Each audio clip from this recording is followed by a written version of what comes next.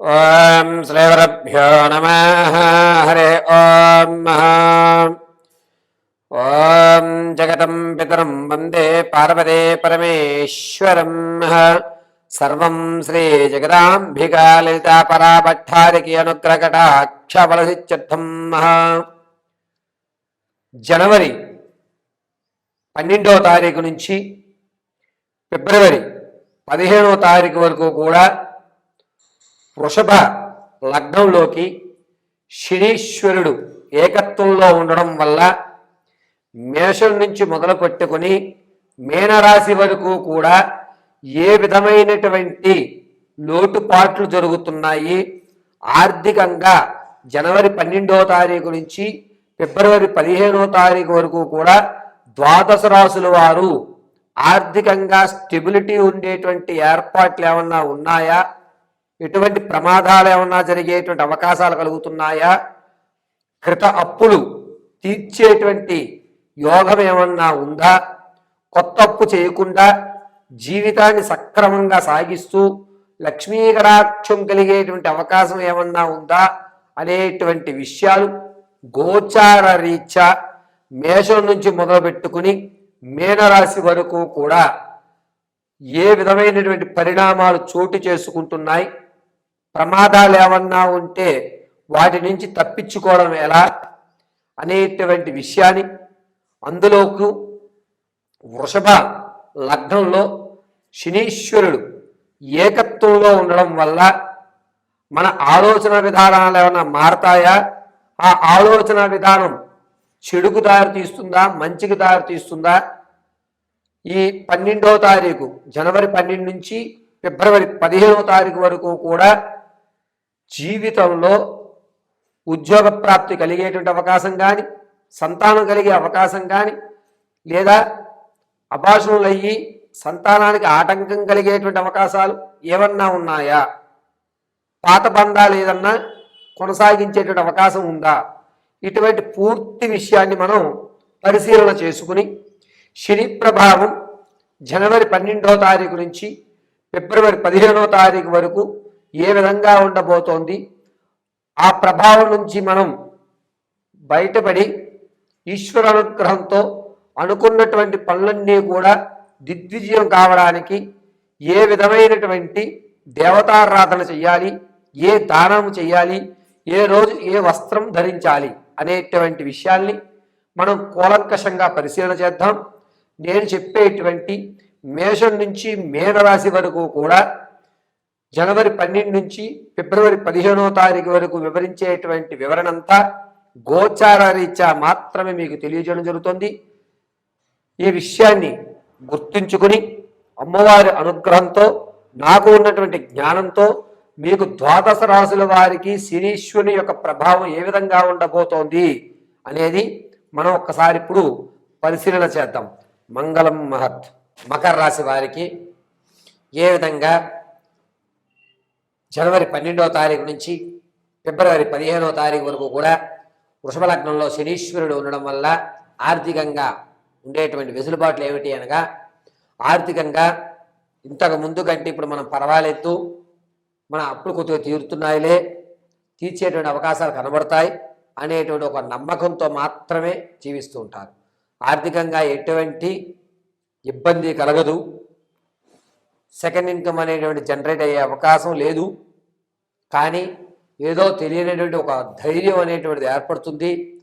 అప్పులదేముంది, ఈరోజు కాకపోతే రేపు తీరుస్తాంలే అనేటువంటి ఒక మనోసంకల్పం ఖచ్చితంగా మకర రాశి వారికి ఏర్పడుతూ ఉంటుంది. అప్పులు తీరవు, ఆర్థికంగా నలిగేటువంటి అవకాశం లేదు, సావధానంగా అలా కొనసాగించేటువంటి అవకాశమే గోచరిస్తూ ఉంది. శనీశ్వరుడు వృషభ లగ్నంలో ఉండడం వల్ల, అందులోనూ చంద్రుడు మంచి వ్యవస్థలో చూస్తూ ఉండడం వల్ల మనోధైర్యము, ఏదో తెలియనటువంటి ఒక కాన్ఫిడెన్స్ అనేటువంటిది మకర రాశి వారికి ఏర్పడుతుంది. వ్యాపారాలు ప్రారంభం చేయాలి అనుకున్నా ఇప్పుడు కాదు, నేను చేసేటువంటి వ్యాపారం పెడితే ఖచ్చితంగా అందులో లాభం రాని నష్టం రాని సంవత్సరం చూస్తాను అనే ఒక నమ్మకంతో మీరు వేసేటువంటి ప్రతి అడుగు ఆచితూచి మాత్రమే వేస్తారు. తొందరపాటు నిర్ణయాలు తీసుకోరు. పైగా మీరు వేసేటువంటి అడుగు ఒక ప్రపంచంలో వెయ్యాలి అనేటువంటి ఒక దృఢ సంకల్పంతో ఉంటుంటారు.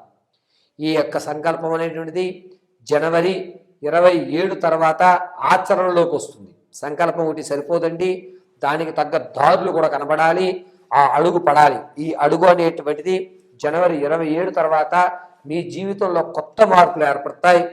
ఎవరు ఏమన్నా, ఎవరు కాదన్నా, ఎవరు అవునన్నా సరే, మీరు ఏదైతే చెయ్యాలనుకుంటారో వ్యాపారం కానీ, ఉద్యోగం కానీ, మీ ఆలోచన కానీ, మీ యొక్క ఎదుటి వ్యక్తికి మీరు చెప్పాలనుకునే ఆవేశం కానీ ఏదన్నా సరే జనవరి 27 తర్వాత నుంచి మీ మాట స్పష్టంగా ఉంటుంది. క్లిస్టర్ క్లియర్గా నేను ఇదే చేస్తా, ఇంకొకటి చేయను అని ఒక మొండి వైఖరితో ఎదురుకు వెళ్తూ ఉంటారు. రానున్న రోజుల్లో అద్భుతాలు సృష్టించడానికి ఈ మకర రాశి వారికి జనవరి 27 నుంచి ఫిబ్రవరి 5వ తారీఖు వరకు అద్భుతంగా కాలం కలిసి వస్తుందని చెప్పవచ్చు. పైగా మకర రాశిలో ఉన్నటువంటి వారు వ్యవసాయదారులు ఎవరైతే ఉన్నారో వారికి అద్భుతంగా అనూహ్యంగా ధనం లభించేటువంటి అవకాశం ఏర్పడుతుంది. లక్ష్మీదేవి కటాక్షం ఖచ్చితంగా వ్యవసాయదారులకి మకర రాశిలో ఉన్న వారికి ఫిబ్రవరి నెలలో కలుగుతుంది. ఈ శని ప్రభావం అనేటువంటిది మకర రాశి వారికి ఒక మనోధైర్యాన్ని కల్పించేటువంటి వ్యవస్థ ఏర్పడుతుంది. ఇంతకు ముందు ఎవరైతే మిమ్మల్ని అవమానించారో వారు వీడు మొండివాడు, వీడు అనుకున్నదే చేస్తాడని మిమ్మల్ని సభాష్ అనేటువంటి మాట ఖచ్చితంగా అంటూ ఉంటారు. పైగా ఈ మకర రాశిలో ఉన్నటువంటి వారు వ్యాపారం అనేటువంటిది లో బడ్జెట్లో పెట్టినా, హై బడ్జెట్లో పెట్టినా సరే నేను ఖచ్చితంగా 8 నెలలు పైబాటే ఉంచుతాను తప్ప నష్టం వచ్చినా ఇక్కడి నుంచి కదపను అని ఒక నమ్మకంతో మీ ముందు ఉండేటువంటి మీ యొక్క స్నేహితులు కానీ, బంధువులు కానీ, లేకపోతే మీ యొక్క కుటుంబ సభ్యులతో దృఢంగా చెప్తారు. అదేవిధంగా మీ ఆచరణలు కూడా జరుగుతూ ఉంటాయి. ఆరోగ్యం విషయంలో చెస్ట్కి సంబంధించి ఇబ్బందులు అనేవి ఏర్పడుతున్నాయి. ఈ కాలర్ బోన్స్ ఏవైతే ఉన్నాయో వాటికి కాస్త ఇబ్బంది జరుగుతుంది. కాబట్టి చాలా జాగ్రత్తగా మకర రాశి వారు ఫిబ్రవరి 1వ తారీఖు నుంచి ఫిబ్రవరి 10వ తారీఖు వరకు ఉండాలి.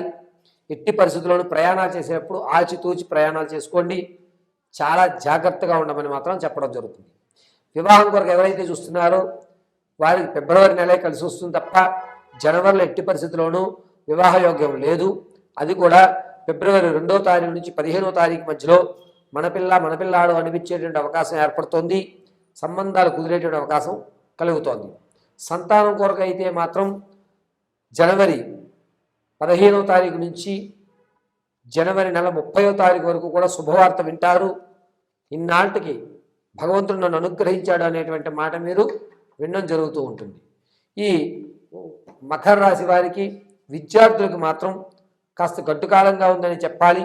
శనీశ్వరుడు కొంచెం ఇబ్బందిదాయకంగా చూస్తున్నాడు. మీరు ఏదైతే చదివి నేను ఇవి ఖచ్చితంగా ఇంతవరకు నా శ్రమ ఉంది అనుకుంటున్నారో ఆ శ్రమకు 2 పడాలి. ఎట్టి పరిస్థితుల్లోనూ మీ శ్రమకు తగ్గ ఫలితం లభించట్లేదు.